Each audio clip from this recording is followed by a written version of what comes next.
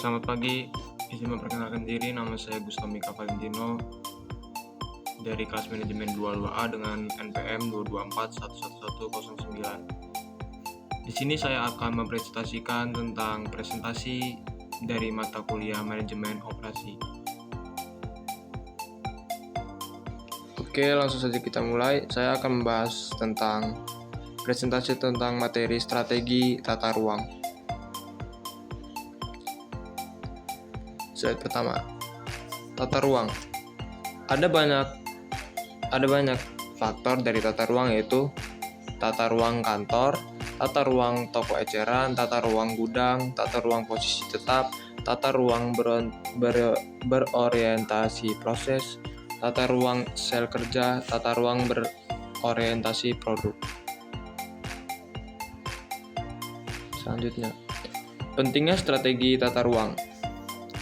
Tata letak adalah suatu keputusan yang penting yang dapat menentukan efisiensi operasi secara jangka panjang. Tata letak yang efektif akan dapat menunjang pelaksanaan strategi bisnis yang telah ditetapkan perusahaan, apakah diferensiasi, low cost, atau respon yang cepat. Hal yang harus dipertimbangkan dalam menentukan desain tata letak adalah sebagai berikut. Utilitasi ruang, peralatan, dan orang yang lebih tinggi. Aliran informasi, barang atau orang yang lebih baik. Modal karyawan yang lebih baik, juga kondisi lingkungan kerja yang aman. Keempat, interaksi dengan pelanggan atau klien yang lebih baik. Kelima, fleksibilitas. Selanjutnya, penerapan tata ruang yang baik. Berikut adalah tata cara penerapan tata ruang yang baik. Yang pertama adalah peralatan penanganan material, biaya pergerakan antara berbagai area kinerja, kapasitas atau ruang yang diperlukan, aliran informasi, lingkungan dan keindahan atau estetika. Tata ruang kantor. Tata ruang kantor adalah cara mengelompokkan pekerja, perlengkapan kerja, dan ruangan yang dapat mempertimbangkan kenyamanan dan estetika, keamanan, dan pergerakan informasi. Hal yang membedakan antara layout kantor dan pabrik adalah pada kepentingan informasi. Tata letak dan fungsi kantor terus berubah akibat kantor masih memerlukan pendekatan berbasis tugas, korespondensi lewat kertas, kontrak, dokumen hukum, dan dokumen klien, naskah cetak, gambar, dan masih banyak lagi. Yang kedua, tata ruang kantor memiliki tujuan, yaitu menentukan lokasi bekerja melalui kontak yang sering berdekatan satu sama lain. Yang ketiga, mempunyai aspek fisik dan sosial. Tata ruang toko eceran. Tata ruang toko eceran adalah pendekatan yang berkaitan dengan aliran pengalokasian ruang dan merespon para perilaku konsumen. Mempunyai tujuan menyarankan pelanggan pada barang-barang yang mendatangkan keuntungan tinggi. Selanjutnya, tata ruang gudang. Gudang adalah untuk tempat menyimpan material, baik bahan baku, barang setengah jadi, maupun barang jadi yang siap dikirim ke pelanggan. Tujuan menyeimbangkan gudang berbiaya rendah dengan penanganan material berbiaya rendah adalah istilah-istilah dalam tata ruang. Cross-docking adalah menghindari penempatan material atau barang-barang dalam gudang dengan langsung memprosesnya pada saat diterima.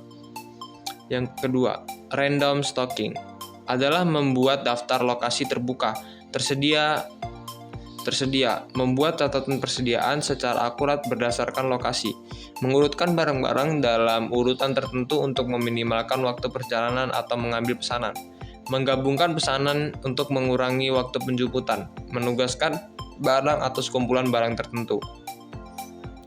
Gudang mempunyai keunggulan, yaitu menyediakan label atau packing yang tersedia pada pedagang eceran sehingga barang langsung bisa didisplay.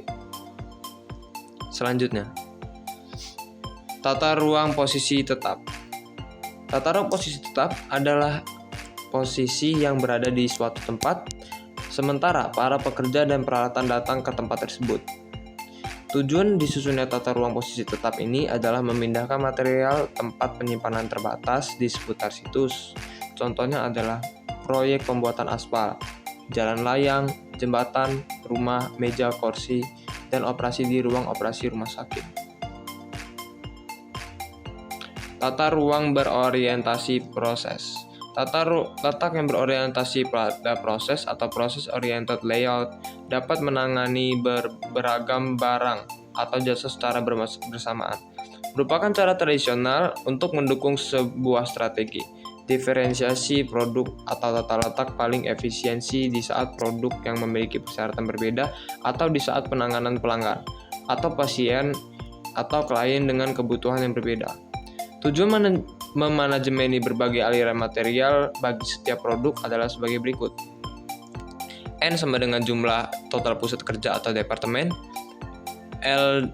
LJ adalah departemen individual. XIJ adalah jumlah muatan yang dipindahkan dari departemen L ke departemen J.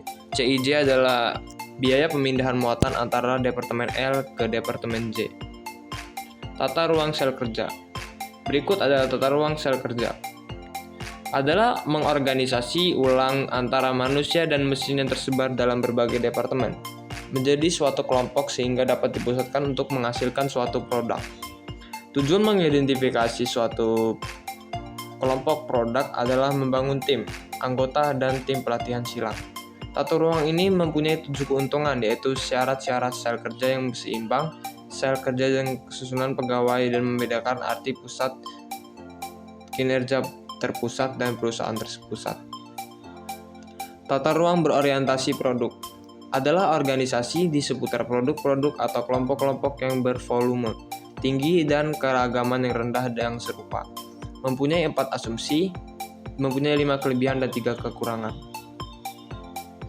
Berikut adalah penjelasan saya dalam presentasi melalui strategi tata ruang.